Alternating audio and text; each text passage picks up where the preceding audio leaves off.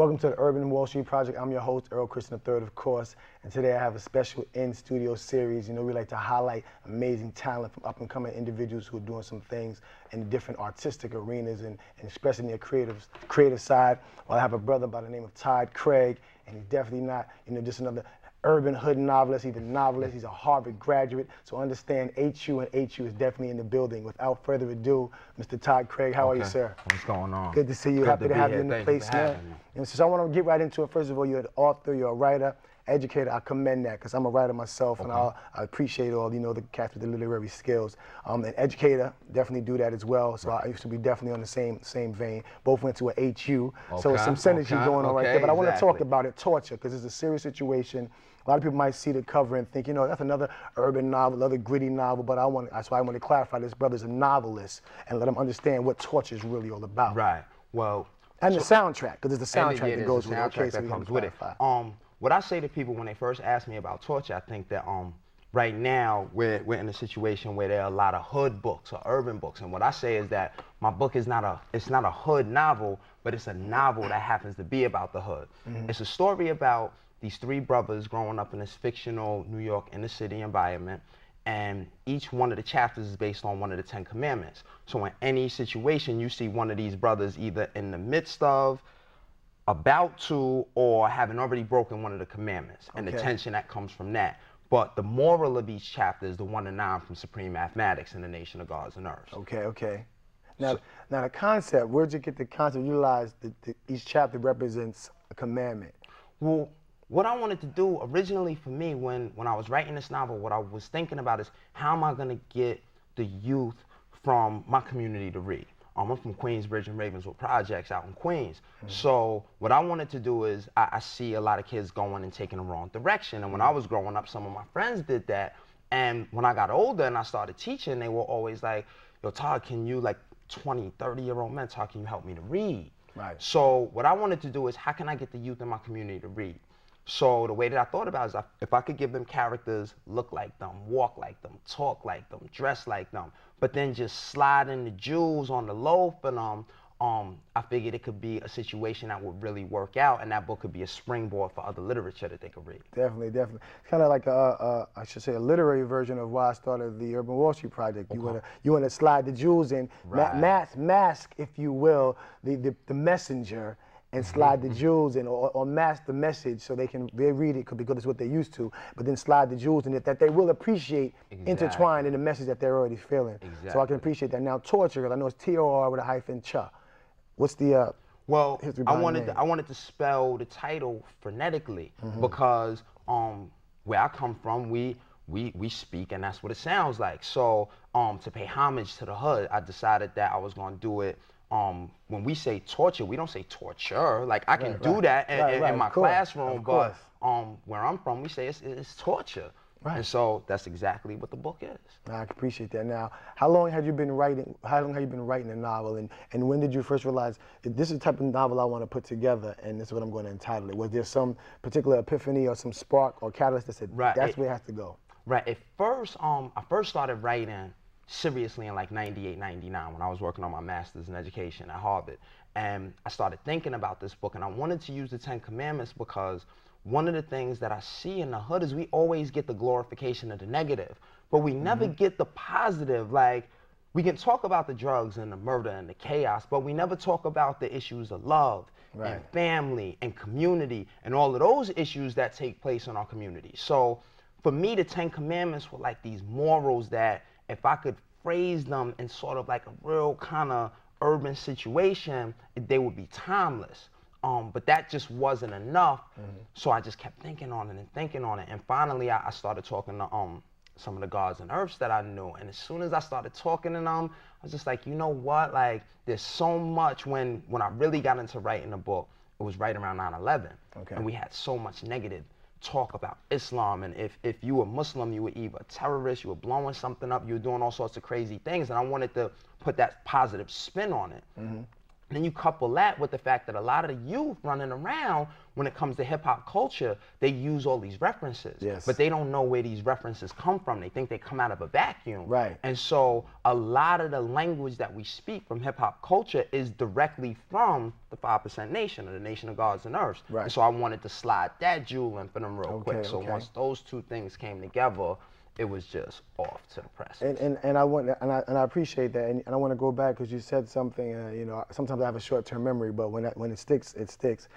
Just with regard to, we always highlight the negative. You know, we highlight all the negatives in the communities. We can write books and do movies about them, and whatever the case may be. But we don't highlight the positives or the positive, like of love or issues of love and those things. Exactly. And the amazing thing is, the reason for the negatives that we do seem to glorify are the manifestations of the dysfunction of the issues that we don't address. So if we could address those, then we may not have to address the negative issues as much, because the one will take care of the other subsequently. Now, I know you're also an educator. Right. In your school, what do you work with? High school students, middle school? Actually, I teach college English. I teach at Queensboro Community College out in Bayside, Queens. And right now, I'm actually working on my doctorate in English over at St. John's University. That's what I'm talking about, brother. Now, being a brother from Queensbridge, the hood, and getting your, going to Harvard and getting your master's and working on a PhD. When you're standing in the hood, because we all, we do things to elevate our lives. But no matter how much we elevate, we still have individuals who are not elevating. And, right. And we from the hood. That's my man in them. He didn't make it out the hood. He do what he do. I gotta love him for who he is. That's what our parents teach us. You love your friends for who they are. What's that like? As a rising star in the literary world, as a Harvard grad, when you have to go back and just kick it with your homies who might not know what the difference between 24 and 12 off the top of their head. No, I mean, for me, it's just. And you still gotta love your mans in them. To me, what I tell people is that I don't love them any less. As a matter of fact, I love them more, because they're caught up in a mental cycle where sometimes they can't even see what it is that they're doing and how they're caught in this rut. So what winds up happening is that your mans, his father and mother was in the hood. And their parents was in the hood, and their parents were in the hood. And sometimes I gotta love my man more, because he doesn't necessarily see how he's perpetuating that cycle. Right. And for me, it's, all the Harvard and the college and the PhD thing, like that's all fine and cute. But at the end of the day, like, I'm doing this not for me. I'm doing this, like, I tell people, I don't have a Harvard degree. All of Queensbridge, all of Ravenswood, every projects in Queens has a Harvard degree. No, because it's not just for me, it's for the community I came up from. It takes a village to raise a child. That's right. So I didn't get to where I was going just because I did it by myself. Right. There were a number of people who, when I was in tough times at school, and I would come back home and like, yo, I don't think I could do this. My peoples were like, nah, Todd, you gonna finish this. Like, if you don't want to do it for you, do it for us. No question. And so I always keep that in mind, because regardless of how high you get as whatever rising star you are, you need to keep grounded. And my peoples keep me grounded right where I'm supposed to be. Exactly. Now, when of course, as a writer, I'm sure your students have read the book. When individuals read the book, and as I'll read it shortly, I'm happy that you brought a copy. I'm sure it's a copy for me, right, brother? Yeah. And what we're gonna do is, because the first edition sold out, so we're gonna get you the second edition, which is hot off the presses. Beautiful. I love it. But when someone reads the book, they're going to get a lot of jewels. They're going to become inspired, motivated, touched, because they may realize, they're not alone. The one thing I like about what we do, and whether it's a television arena or a writing medium, is that I like to show individuals you're not alone. A lot of times people feel like you're the only one going through that particular situation. And even though you don't never really want to wish negative on someone, the reality is when you know someone else is going through the same thing, it's not that you feel a little bit better for you, it's like, because you're happy about their situation, you're just happy to feel like, I'm not in that situation. So when individuals read your books, what do you like people to get from them? Well, what I like them to get, and it's interesting, because when people say that they read the book, they feel like, yo, Todd, did you take my story? And I'm like, nah, I didn't take your story. What I did was I tried to make these real realistic stories, things that our youth and even us when we were younger go through every day. And part of the reason I called it Torcha is because as a writer, I give you no traditional resolutions. So you get to the climax of the story, and it's the good page, and it's the part of conflict in the situation. You turn the page, and it's a whole new story. And the reason I did that is because our youth are in these situations on a daily basis. I'm not going to be the dude to preach to you and say, you need to do this, you need to do that. What I'm going to say is, here's the situation. Now, you think about what it is you need to do. You think about if your friend was going through this and y'all was talking, what would you tell that person to do? Exactly. Now, and I'm curious, especially since you're educated, because I talk to students all the time, and I'm sure some of the things that I say and that you say are definitely going to parallel. But what as a writer for yourself, and I created a program, the Young Producers Program, and the primary premise is, of course, to foster writing. They're doing production, they're creating videos, writing, producing, directing them, giving them something different than just the, math, reading, writing every day, because they get tired of it and they needed something different to stimulate the same elements of that math, reading, science, and history, whatever the case may be. But for you as a writer, what do you think needs to occur to be, I guess, foster and encourage more writing in the school system? What I try to do is I try to give students literature that's relevant to them, literature that they can feel and things that they can connect to. And then what I do is I get them from there and bring them on to something else that they feel doesn't necessarily connect to them. Like, one thing I say to my college students is, like, y'all are gonna leave here, y'all are gonna read Shakespeare. Shakespeare is nothing but a bunch of soap operas all day. And they look at me like, what? And I'm like, yo, it's all of the same issues that we see on TV. Interracial relationships. This dude and this one kills the father, sleeps with the mother, like all of these things that we see on TV, and we're like, yo, that can't be happening. But then you read it in a different language and you think it's inaccessible, but it's really just that simplistic. But the way I really try to hook them is with literature that really speaks to them and explains to them the importance of reading, the importance of writing, and also the importance of critical thinking. And hopefully that fosters their love of literature and gets them to read different types of materials. Definitely, and what you just said as far as making it relevant to them, as far as they read it. Like you said, you read these stories, it's Shakespeare's, it's soap operas, things you go to, and they're like, what are you talking about? They don't see that. But one movie, not giving any light to any movies, anything like that, nature, but the Romeo and Juliet, that modern day version, what I think with Leonardo DiCaprio, where they were speaking in the Shakespearean language, but clearly it was 1990. They were packing guns. It was straight urban warfare, urban attire, urban activities going on, but with the whole Shakespearean twist to it. And I enjoyed it, so I think people felt it. So I think if I'm saying that kind of parallels what you were trying to say. Yeah, something it almost does, because what they did with that situation was put it in the present day, but use that old English language so that you could sit there with the actual book or the script and read it and see what was going on, but still relate to it, because now it's not swords and helmets. Now it's guns and all the other things that we used to, or the youth are used to seeing. Right. Now let's talk about Torcha a little bit more. I know when we all read this book, because you're going to read Torcha, because if you're in urban America, if you're in America, you're definitely going through some of the experiences. You felt torture in your life. You might feel torture right now. And this might shed some light, and you realize it's from a brother with a dynamic, intelligent mind. So reading this chapter, what different I think emotions will this book stir in people? I tried to touch every emotion. I wanted a chapter that would make you laugh, a chapter that would make you cry, a chapter that would, like, really what I said to people is that if you get halfway through this book and you get mad and you throw the book across the room, I feel like as an author, I've accomplished my mission.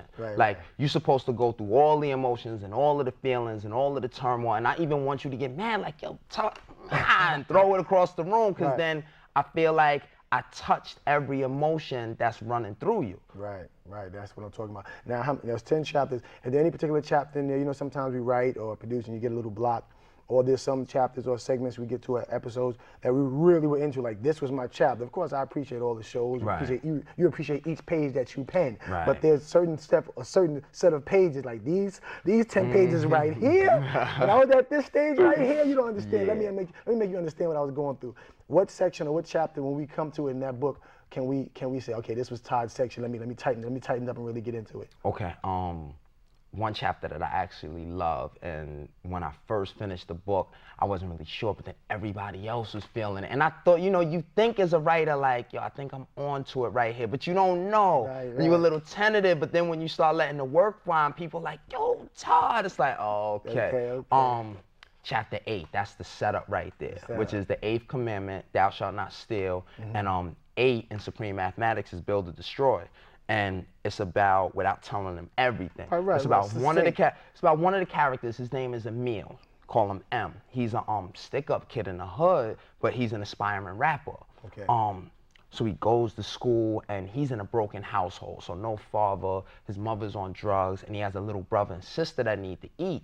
So he goes to the crime boss in the hood to try to get money to feed his little brother and sister. Because he's like, yo, me and my brother could starve all day, but my little sister, like, she has to eat. Like, I'm not hearing anything other than that. Right. So he goes to the crime boss, and the crime boss pays him in advance and gives him a job to do. And read the rest, because otherwise I don't want, I don't want to blow that up. But that was your zone. You was in that. Right. Now, was that particular moment in the story your zone because of a personal or observed situation in your growing up? No, I think what I did in a lot of the stories, because it's a very fine line between that fiction and nonfiction. What I tried to do was take just little kernels of things that I knew or I had seen, and then immediately when people think I'm turning right, I've already turned left like 20 minutes before you even thought about it. So we all know somebody in the hood who was that stick-up kid, or who did things, might have sold drugs, but it wasn't necessarily because they just wanted to have money and new Jordans and new clothes. It was they had no parents, and they really had to eat, and really went through and tried to get little summer jobs or whatever it was, and it didn't happen. And sometimes you really do get caught up. And that right there is, so poignant and real, because you have to, that begs to the question, what do you do? If you have a young person, listen, I feel what you're saying, and I want to, with the core of my essence, live and exist the way you're suggesting I should. But I don't know that. So I can't even begin to conceive the thoughts that would take me from this path of destruction I'm thinking. How do and so I feel when people say, oh, everybody can fix themselves. And yes, you can, but you can't really fix yourself by yourself. Exactly. Now, as you're an educator, I'm sure you've come across students who are like, I feel what you're saying, Mr. Craig, Professor Craig, but you just don't understand. Even from the hood, you just don't understand. How do you counter that? Well, what I tell them is, really, actually, I do understand, because I come from a family and an environment that wasn't, like, I didn't come from the nuclear family. And a lot of times in our black families, like, you might not be raised by your mother and your father. You might be raised by that grandmother or that great aunt or that uncle or that aunt. And so your whole family dynamic switches up. So I've been raised by someone other than my mother. I've seen drugs, and in my teenage years, that was, Reaganomics and the crack era. No question. So I saw that run through members of my family. So I know exactly what that is. And what I did through all of that was I just kept my head in the books. And I didn't really know why at that particular point, but I just kept my head in the books, because one thing I tell students is, I used to watch The Fresh Prince of Bel-Air. And I'm like, all right, dude is in Beverly Hills. Now, I don't need to be in the hills, but can I be like down the block? Can I be around the corner? Like, can I be in the next neighborhood right over? And I started to realize there's more to life than these blocks of these 6-story brick buildings. Like, there's gotta be more, because I see more on TV. I hear more on the radio. If you drive in certain areas or on the bus or on the train, you see a different life. So I know that this isn't the life that I have to live. So what is it that I need to do to navigate myself out? And that's my question. What is it that we can do, a theory, what is it that we need to do to begin raising this level of consciousness and understanding amongst our sleeping youth, as educators, as artists, as activists, as elders, as future progenitors and predecessors? Well, I would say, one of the first things I would say is, I think sometimes we beat our youth up over listening to hip hop and all of that. And now I know that there's some positive, there's some negative. First of all, we need to talk to our youth and make sure that we're talking to them in the same way that our elders used to talk to us. When I was little, if I ran across the street and wasn't supposed to, I came back across the street, I got the beating from the downstairs neighbor, and then my mother came home, I got beaten from her, and my father figure came home, I got a beating from him. It really was a community raising that one child. Now you have elders who are scared to sit outside because some of these youth are really not doing the things they're supposed to do. Right. So one thing we need to do is kind of turn that dynamic around, but also let's meet our youth where they're at. One thing I do in the classroom is I know my students are on hip hop. If that's what you listen to, all right, let's go there. Exactly. And let's devise writing assignments around that. And what I'm gonna do is I'm gonna let you come from the perspective you come from, but then I'm also gonna put you on to some things based on the perspective that I came from. And let's have that interchange, so then that way what can happen is from there you build a certain level of trust. Once my students trust me, I can take them all across the globe in a book. But if we don't have that trust and that commitment and we're not building that community, then it never works. Exactly. And I mean, that you said, I mean, the things you say is amazing. Like we parallel, if we were in the classroom or you happen to be over here, you'd hear me saying some of the same things you said. And it's really good to know that, you know, there's other brothers out there because you know it. But until you hear it, you see like, good, thank God it's somebody that's, you know, looking like myself and sounding like myself and dressing like myself, is definitely speaking the same levels in the words, because our youth are definitely going through some things.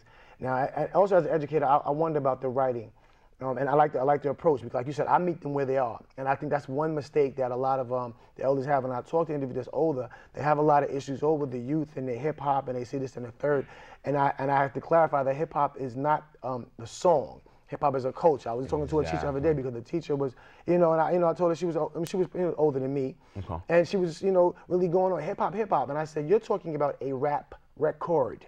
Hip hop is a whole culture. It's how these kids think, dress, feel, breathe, live, eat. You know, how they understand. So if you're not hip hop, it's really going to be hard for you to connect with them. What you need to do is meet them where they are. It's much easier for me to meet a child where he is or she is than for them to meet me where I am. It's much easier for me to come down to where they are and remember what it was like to be 12, what it was like to be 16, as opposed to them to try to imagine what it's like to be 30 or 40 or 50 or 60 or whoever the person's age is. It's not, and I think once we, and like you said, and appreciate and accept the fact that there has to be something good within hip hop.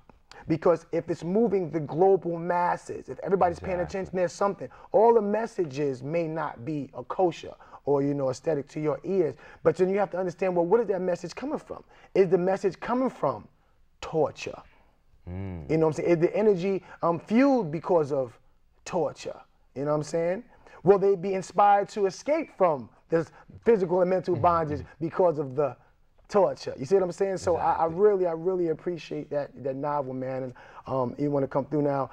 You know, is any other? You know, so they said is this the second version, or we got? This is actually the first edition. Okay, second edition is coming. What I did with the first edition, and since we're talking about hip hop, one thing I did was I included a soundtrack with the book. Okay. 21 songs, various different artists, and the reason I did that was I know that there are going to be people in the literary world who are going to read. Soundtrack is a bonus for them. Some of the youth, they see a book, they may not necessarily want to read it. So what I did was I collected over 30 artists and producers, had them read chapters of the book, read the synopsis of the book, and then they went in the studio and wrote. So they literally, every song is like a movie soundtrack. It's based on what's going on in the book. So I could get the youth, if you don't want to read, throw the soundtrack in. By the end of 21 songs, you want to know what's going on in that book. Like if they doing this on the song, what they doing in the book. So I catch them either way. Now, the second edition is going to be, instead of just a soundtrack, it's going to be an interactive CD. So it'll be the 21 song soundtrack plus some other songs. We're going to have a whole Torcha mixtape.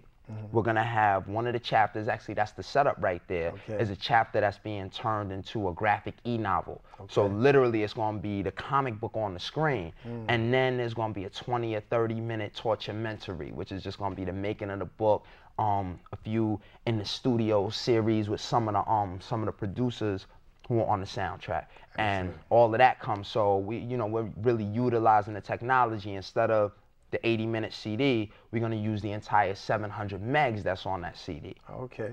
And the final thing, now, this is a self-published book, or do you have a publisher? No, I actually have a small publisher, Swank Books out of Boston. And the way the literary world works is the small press is like the super underdog, even worse than the independent author.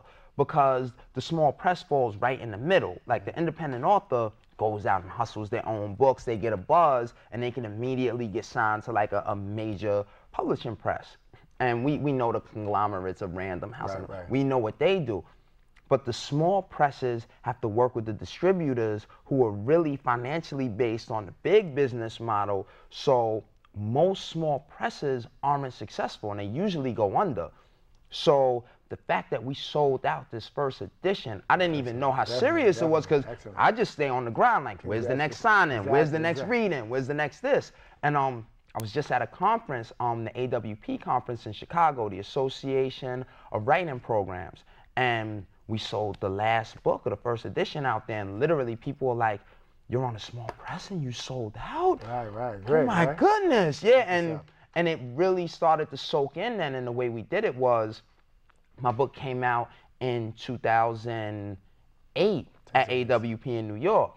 2009 at AWP in Chicago. A year later, the book sells out. Excellent. So it's a beautiful situation. I just feel, you know, blessed and fortunate just to be in this situation, just to be able to touch some of the youth, touch some of the people, and tell a different type of story about the hoods that we come up in. No question. My people at home, I hope you enjoyed this segment. It's amazing, brother. The book, Torcha, you know it's going to be riddled and full of a lot of positive and powerful and motivating, inspirational and touching things. Check it out. Pick up a copy of Torcha. Check the DVD, the CD if you don't want to read it, because I'm sure you're definitely going to read it. Like we always say, stay mindful, stay prosperous, be business-minded, be a friend, be a neighbor, love each other, stay positive, progressive. Peace.